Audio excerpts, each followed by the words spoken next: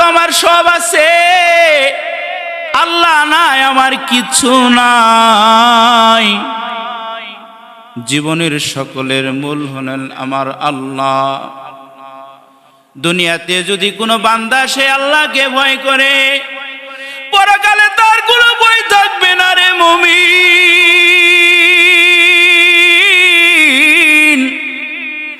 আর তুমি যদি দুনিয়াতে আল্লাহকে ভয় না করো, পরকালে তোমার সকল ভয় চলে আসবে। ও মুমিন, তুমি আল্লাহকে ভয় করো। ইয়া আইয়ুহাল্লাযীনা আমানুত্তাকুল্লাহা হাক্কা তুকাতিহি ওয়া লা তামুতুন্না ইল্লা ওয়া আনতুম মুসলিমুন। আমার আল্লাহ রব্বুল আলামিন ডাক দিয়ে বললেন, এই দুনিয়ার মানুষেরা রে, তোমরা আমি আল্লাহকে ভয় করার মতো ভয় করো।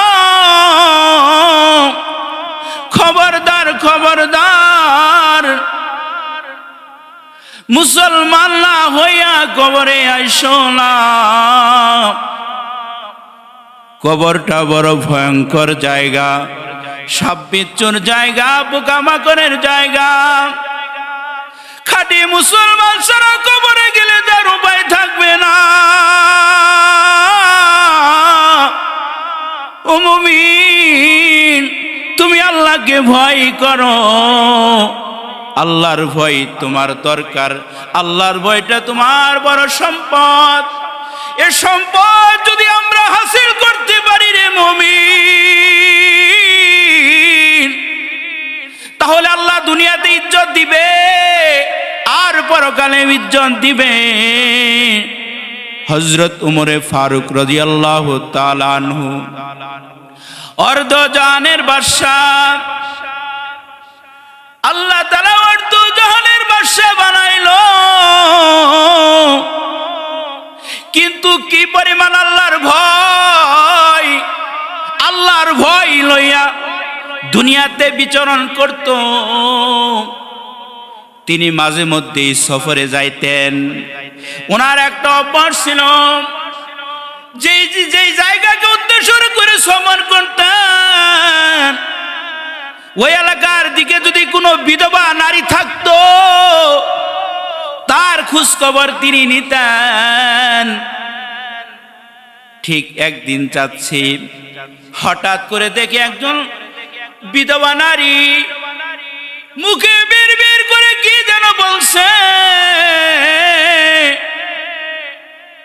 তার হাব ভাব থেকে বোঝা যাচ্ছে মহিলাটা বড় কষ্টে আছে।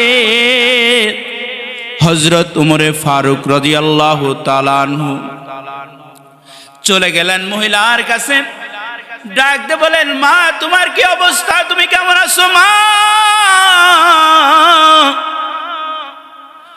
মহিলাটা বলতেছে, বাবা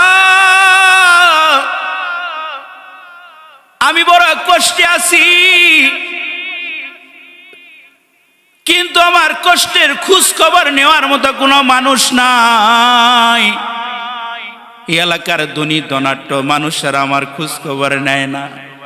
আমার ঘরে খানার দানা নাই, কেউ খবর নেয় না রে বাবা।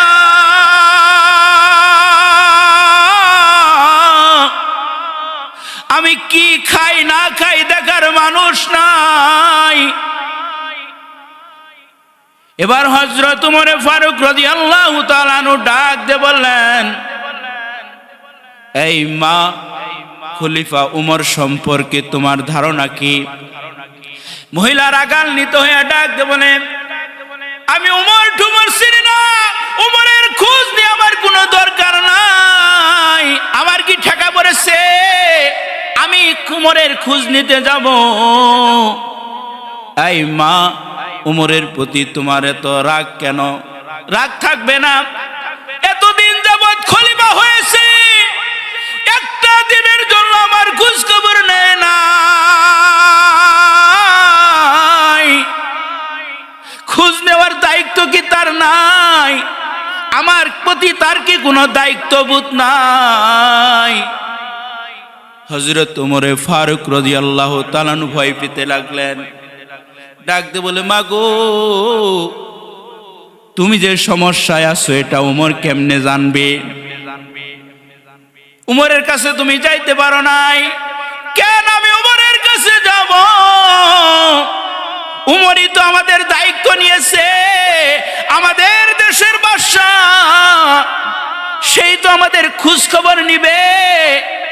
তোমার মনের কষ্টের কথাটা তো ইচ্ছে করলে খলিফা উমরের কাছে বলতে পারতাম।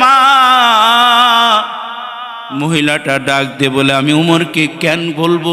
আমার কি একজন মালিক নাই? আমি তো আমার আল্লাহর কাছে অভিযোগ পেশ করব। এই কথাটা শুনতেই হযরত ওমর ফারুক রাদিয়াল্লাহু তাআলা দিলের ভিতরে ভয় জাগতে লাগলো। আমি কেমন করে আল্লাহর সামনে দাঁড়াইয়া এই মহিলার জবাব দিব? মনের ভিতরে তার পেরেশানি জাগলো।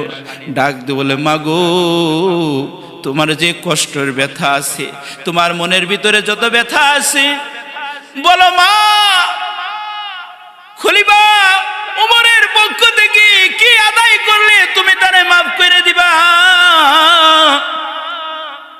এই দুজনে কথোপকথন চলতেছিল। ওই জায়গা দিয়ে হযরত আলী রাদিয়াল্লাহু তাআলা আনহু এবং হযরত আব্দুল্লাহ ইবনে মাসউদ রাদিয়াল্লাহু তাআলা আনহু যাচ্ছিলেন। খলিফা এবং বৃদ্ধ নারীর সাথে কথা বলতেছিল, বৃদ্ধার সাথে কথা বলতেছিল। এই মুহূর্তে হযরত আলী রাদিয়াল্লাহু তাআলা আনহু খলিফাতুল মুসলিমিন হযরত ওমর ফারুক রাদিয়াল্লাহু তাআলা আনহুকে উদ্দেশ্য করে সালাম প্রদান করলেন। আসসালামু আলাইকা ইয়া আমিরাল মুমিনিন। এই যখন আমিরুল মুমিনুন বলেছে, মহিলার দিলের ভিতরে হুড় চলে আসছে, আহারে আমি কি কাজ করলাম? আমি তো খলিফাকে চিনতে পারি নাই। অর্ধ জাহানের বাদশা, তার সাথে আমি, তার সম্মুখে আমি তার ব্যাপারে এত মন্তব্য করলাম। মহিলার শরীরের ভিতরে কম্পন চলে আসলো, অনুতপ্ত হয়ে গেল। হযরত ওমর ফারুক রাদিয়াল্লাহু তাআলা ডাক দিয়ে বলে, আই মা,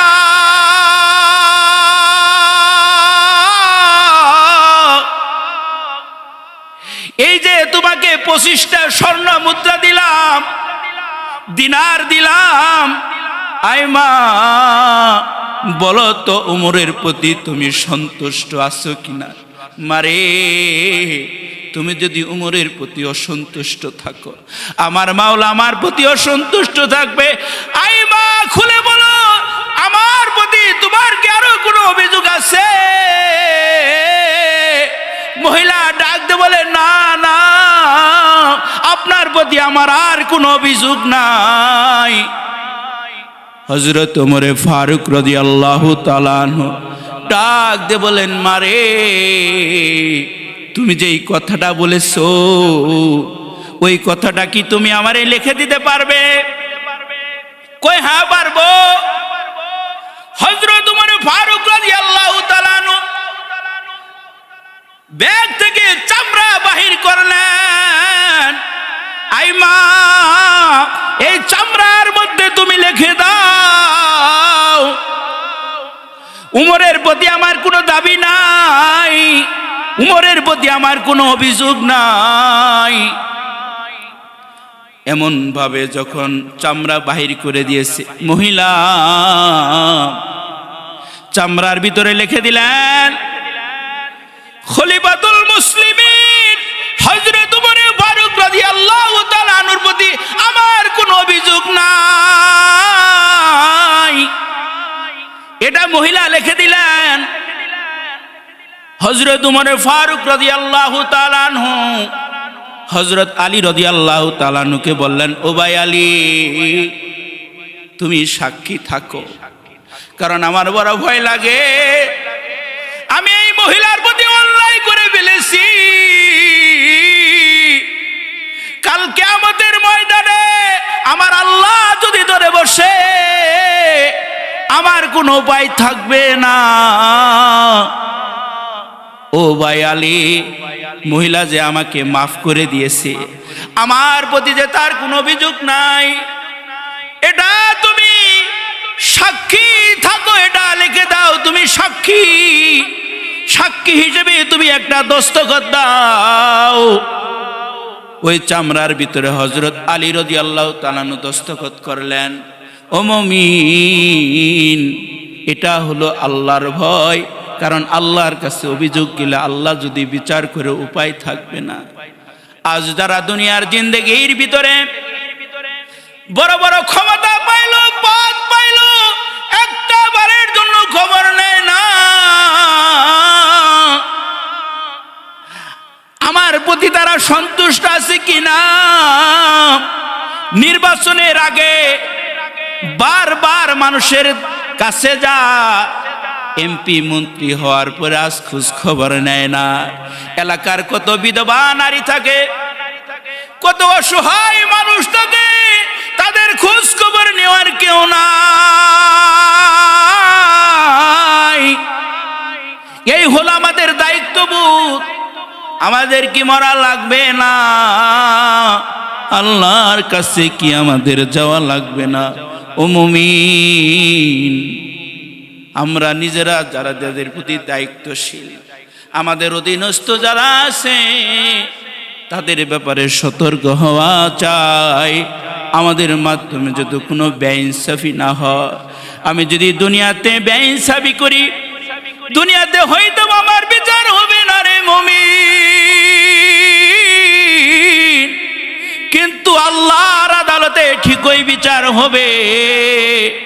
এই কারণে আমাদের দায়িত্ব হলো, আল্লাহর নবী বললেন, আলা কুল্লুকুম রাইন ও কুল্লুকুম মাসউলুন আন রাইয়াতিহি। আমরা সবাই দায়িত্বশীল, এই দায়িত্বের ব্যাপারে জবাব দেওয়া লাগবে। মুমিন, আমরা আমাদের জায়গা থেকে যদি দায়িত্ব পালন করতে পারি, আল্লাহর ভয় লইয়া যদি কাজগুলা সুন্দরভাবে করতে পারি, দুনিয়াতে ইজ্জত পাবো আর পরকালে মুক্তি পাবো। চিল্লায়ে বলি সুবহানাল্লাহ।